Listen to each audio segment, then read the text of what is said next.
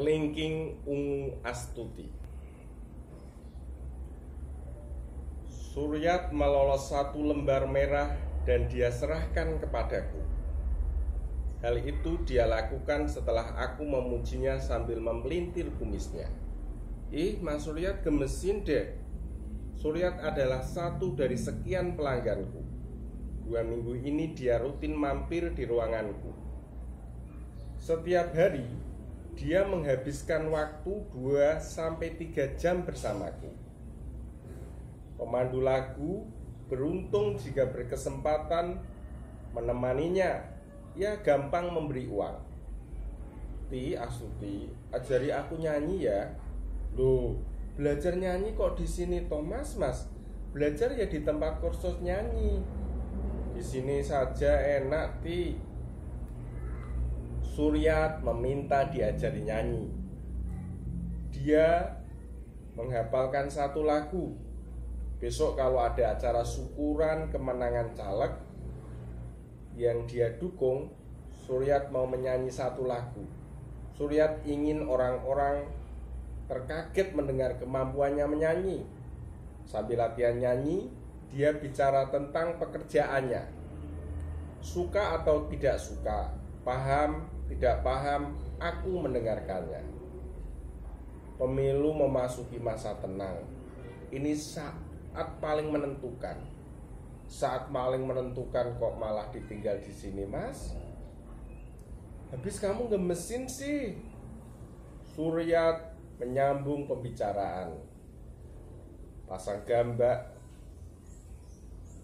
gambar, doa bersama, mengunjungi rumah-rumah sudah dilakukan.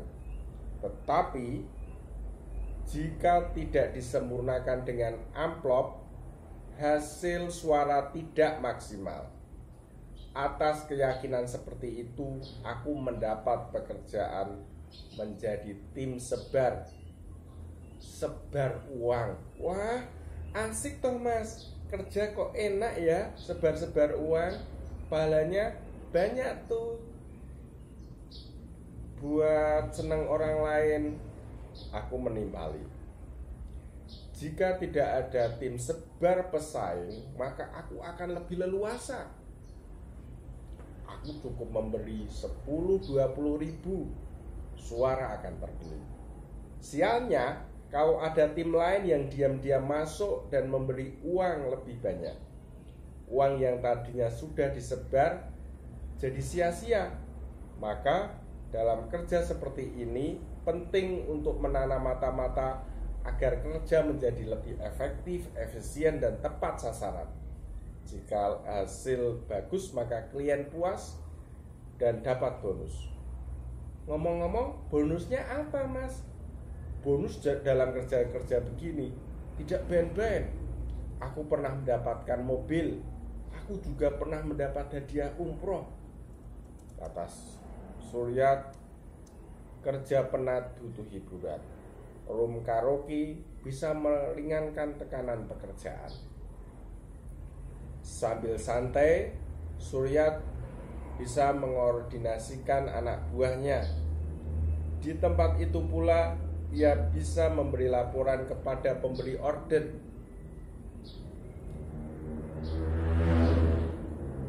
Aku Astuti, pemandu lagu.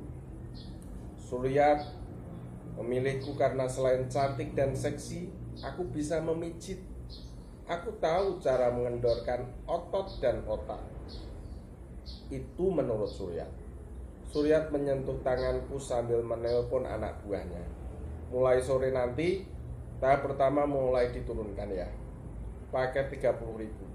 Jangan dikurangi, nanti ada bonus. Paket 2 disiapkan sambil lihat-lihat keadaan. Jika ada apa-apa segera laporkan. Surat mematikan HP, meneguk minuman, dan mengajakku berdiri. TV dinyalakan. Ayo Mak, Semak, latihan nyanyi lagi. Kami menyanyikan sebuah lagu. Bisa nemong nyawang, gak ison duweni. Kami berjoget di ruang gelap. Suryat menyuruhku mengurangi suara TV. Ia menjawab telepon dari seseorang. Iya, ini masih kerja. Nanti kalau sudah selesai urusan pasti aku pulang. Kan menjelang pemilihan, harus kerja keras ini demi kamu dan anak-anak. Anak-anak sudah mandi. Nanti kalau di rumah aku ceritakan semua. Begitu dulu ya. Telepon ditutup. Bermacam alasan orang datang ke pangkuanku. Orang menang datang padaku untuk berpesta merayakan kemenangannya. Alasan orang kalah datang padaku untuk dielus, didekat dan ditenangkan. Remaja datang padaku agar lekas besar. Sebaliknya orang tua datang padaku agar merasa tetap muda. Orang kaya datang padaku sebagai cara menghabiskan uang. Profesi yang aku jalani saat ini termasuk profesi yang paling penting di dunia ini. Profesi pemandu karaoke. Ini sejajar dengan psikolog, terapis, dan penyanyi. Tugasku memulihkan jiwa-jiwa yang kalah dan lelah menghadapi hidup. Aku menggunakan berbagai metode untuk menghadapi. Aku menggunakan berbagai metode untuk menggairahkan otot dan otak. Setelah bertemu denganku, orang-orang kembali segar dan siap menghadapi hidup kembali. Terkadang hanya telingaku yang lebih banyak bekerja. Aku mendengarkan apa saja yang dibicarakan pelangganku. Seringkali aku tidak paham yang ia bicarakan, bahkan aku tidak peduli dengan yang ia utarakan. Selain menyediakan telinga, aku melihat terus matanya, perubahan air mukanya. Jika ia terlihat senang, aku ikut tersenyum. Jika ceritanya sedih, aku juga mengimbanginya dengan tetap tersenyum, tetapi senyum simpati. Namun, sebagaimana dokter, aku tidak lepas dari penyakit. Sebagaimana psikiater, aku juga bukan bebas dari masalah. Aku juga punya masalah yang harus segera aku selesaikan. Namun pada para pelanggan, aku adalah penyelesai masalah. Dari pekerjaanku yang baru aku jalani kurang dari 3 tahun, aku sudah bisa beli rumah. Aku juga sudah mampu membeli mobil baru, Grace. Sebuah prestasi untuk perempuan lulusan SMP. Panggil aku Astuti. Sedari aku kecil, bapakku selalu memutar lagu-lagu dangdut. Aku menghafal lagu-lagu itu dengan sendirinya. Bapakku buruh bangunan, sedangkan ibuku berjualan di pasar. Setelah lulus SMP, aku sempat sekolah SMA sebentar. Aku keluar, otakku tidak kuat. Aku dapat tawaran kerja, pindah-pindah dengan gaji murah. Taulah gaji perempuan lulusan SMP. Aku pernah kerja di pabrik plastik, pernah juga jadi penjaga toko, dan akhirnya ada yang mengajakku kerja menjadi pemandu lagu. Aku cocok kerja di sini. Tidak butuh ijazah tinggi, kerjanya gampang, hanya menemani nyanyi dan berjoget, dan bayarannya gede. Aku juga sering dapat tips. Kemampuanku menyanyi dan menghafal banyak lagu menjadi modal tersendiri. Bekerja sebagai pemandu lagu, aku mendapat banyak teman. Pergaulanku luas. Aku kenal polisi, kenal dosen, kenal guru, mahasiswa, sopir. Pertemananku lintas profesi. Suryat mulai berulah. Ia merayuku mengajakku menikah. Suryat menjanjikanku rumah asal mau aku dinikah siri. Ada pelanggan lain yang mau menikahiku padahal sudah beristri. Dia mau menceraikan istrinya demi aku. Pelanggan-pelangganku yang baper beginilah yang menjadi masalahku. Sebenarnya aku ingin profesional saja. Mereka butuh hiburan, aku temani menyanyi. Selesai, mereka kembali ke rumah masing-masing, ke istri masing-masing. Satu lagi masalah yang harus segera aku putuskan.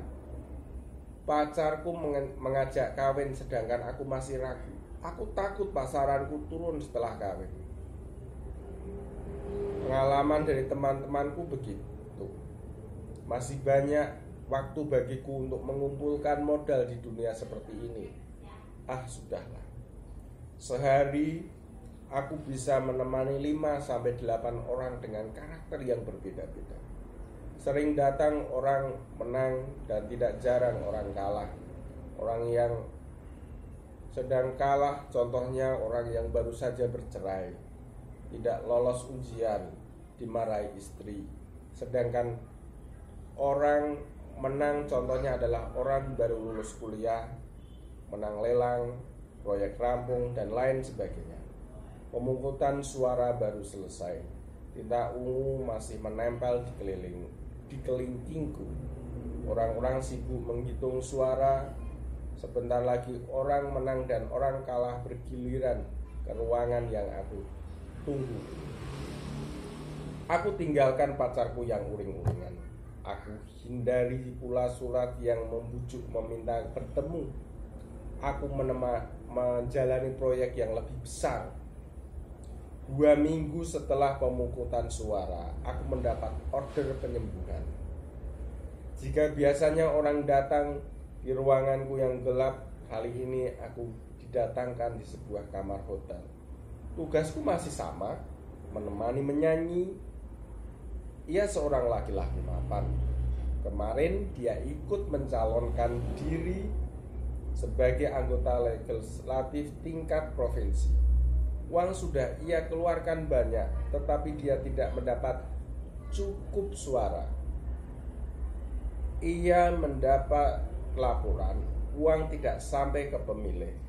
Uang berhenti pada tim sukses, digunakan membeli tanah dan mobil. Bukan masalah uangnya yang membuatnya stres, tapi kehormatan dan gengsi. Tolong temani dia, hibur dan ajak senang-senang. Jika bisa membuatnya riang seperti semula, maka kamu akan mendapatkan bonus besar. Sudah sejak 3 hari dia tidak mau ngomong. Makanya sedikit bisnisnya tidak diurus. Orang tuanya sedih. Begitu pesan temannya saat menghubungi aku. Aku masuk ke sebuah kamar. Aku meletakkan tas di meja. Aku melihat sesosok laki-laki dengan tubuh besar, berkulit putih, berambut pelontos, tidur tengkurap. Ia hanya mengenakan celana dalam. Aku pastikan pintu tertutup dengan benar. Ini proyek besar. Karena sesuai dengan kontrak, aku harus menemaninya selama 1 minggu dan bisa ditambah sesuai kebutuhan. Aku saksikan sebuah kamar yang besar dan bersih. Membuka pintu langsung tembus kolam renang. Mula-mula aku sentuh kakinya. Aku membisik di telinganya dan menyebutkan nama.